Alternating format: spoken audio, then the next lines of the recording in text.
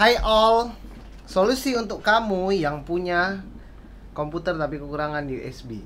PCI, ini namanya PCI to USB, yang bisa nge-convert PCI slot kamu menjadi sebuah USB slot sebanyak beberapa piece. Mereka menjual berbagai macam tipe, ada yang tipe Type C dan ada juga yang tipe Type B kayak yang sekarang ini Type A, micro USB Type A. Dan ini isinya itu ada 4 slot. Komputerku sekarang ini punya 6, 7, 8, 9 slot USB, tapi yang USB 3.0 itu cuma 4, cuma 5. Dan aku beli ini supaya dia bisa ngasih stabilization dalam energy supply. Jadi USB 2.0 itu supply energinya ada, tapi nggak stabil USB 3.0. Dan ini dicolok langsung ke PCI slot. Ada yang USB Type C. Yang USB Type C harganya 300-an, isinya cuma 2. Ada juga bisa untuk audio jack, ada juga bahkan untuk kalau nggak salah aku display port apa ya. Kalau kalian komentar dengan bentukku, tadi ada yang komentar juga masalah bentukku aku buat video. Jadi konten kreator itu nggak perlu mandi cuy.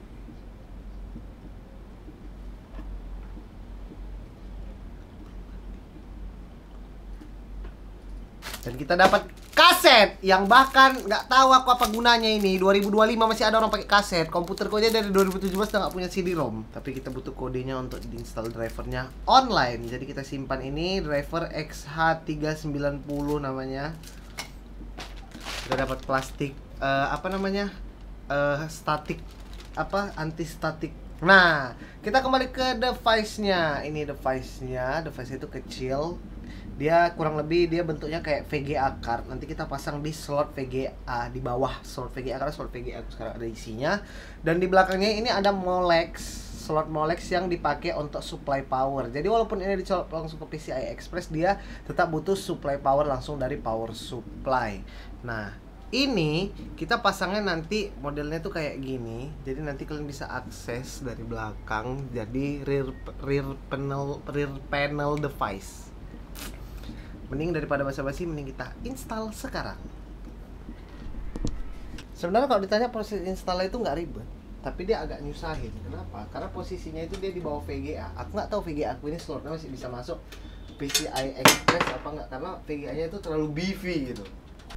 Nah, jadi dia posisinya itu di pas di sini, nih di dalam sini. Karena di situ ada slot. Ini bisa aku tarik. Nah, bisa juga kadang dia posisinya itu di sebelah bawah, nggak selalu dia di sebelah atas. Itu di bawah situ juga ada kalau dilihat itu tuh. Tuh. Nah, di bawah situ tuh juga ada. Tapi karena VGA-nya dia terlalu tebel, ini VGA terlalu tebal, ini RX 5700 XT, ini harus kita letak di sebelah atas. Dan sebelum kita pasang, nggak cuma kita pasang gitu aja, kita harus buka dulu belakangnya, kita harus tarik kabel Molex untuk supply daya, supply power ke sini. Jadi kita bisa aja colok langsung pop, tapi kita butuh supply power untuk device-nya. Jadi kalau nggak salah aku dia bisa nggak supply power, tapi jadinya USB 2.0. Kalau misalnya mau jadi USB 3.0 dia harus supply power dari power supply. Jadi kita bakal angkat ini dan kita pindahkan kemari dan kita bongkar sekalian itu berabu-abu, kita bersihkan dulu dikit.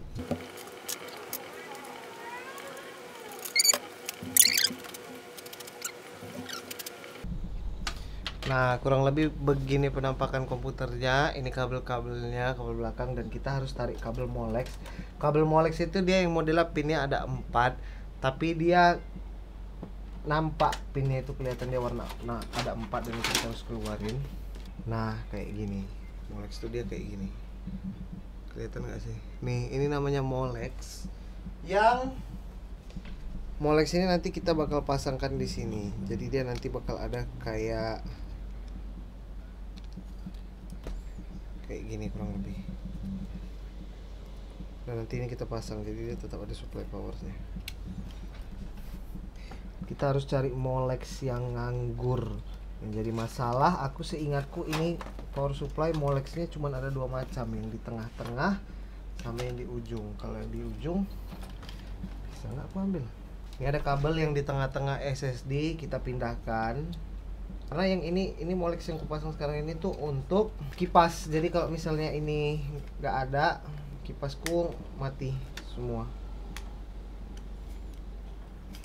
Nah, yang sebiji ini kita routing ke depan dari atas karena dia bakal ada di atas posisinya. Apa dari bawah? Tapi kalau dari bawah dia harus dari sebelah VGA. What the F? Goblok! Lihat nih, terjadi sebuah human error. Di sini tuh harusnya ada kapasitor. Kapasitor apa resistor? Harusnya kapasitor lah ya. Kapasitornya lepas anjing. Kapasitornya lepas anjing. Benda ini belum ku coba, bahkan sekarang dia udah rusak anjing. Kapasitornya udah rusak anjing. Tengok nih, bisa lebih dekat lagi. Untuk sebuah lensa ultrawide harusnya bisa lebih dekat lagi, cuman nggak bisa. Tengok nih, harusnya dia nempel-nempel kayak gini untuk di sebelah Molexnya. Karena kalau nggak ada ini pasti dia bakal supply daya dan dia bakal meledak terlalu besar. Jadi ini, ya sepertinya harus diperbaiki sedikit. Tada! Look at this. Bukan hasil yang terbaik, tapi aku merasa kalau ini cukup menyambung dan ini harusnya oke.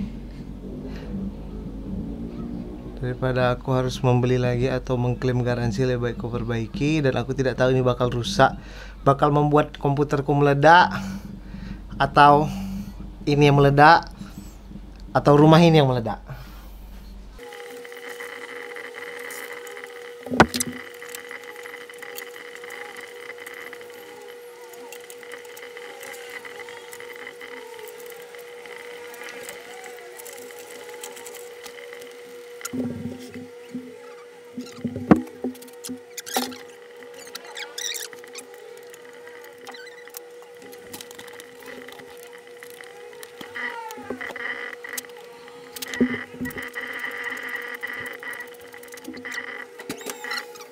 Nah, dia nanti tampilannya kurang lebih seperti ini. Di sini ada slot USB ku yang dari motherboard. Ini slot USB dari motherboard. Ini slot yang ku tambah tadi. Ini VGA. Jadi dua ini VGA, ini untuk USB 3.0 yang tadi ku beli, dan ini USB slot yang ada. Jadi kalau misalnya aku colok ini di sini, nggak bisa. Kenapa? Karena nyangkut sama casingnya, goblok. Oh bisa, nggak nyangkut-nyangkut kali lah. Oh ada 4 USB 3.0 ku, sugoi.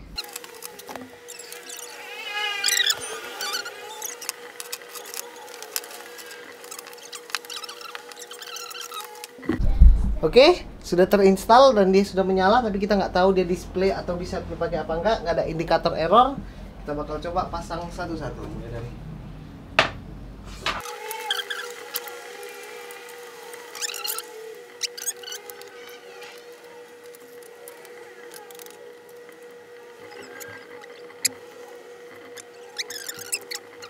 Oke guys, semua sudah terinstall, sudah aman. Kita bakal coba colokan pertama. Di sini ada 4 slot.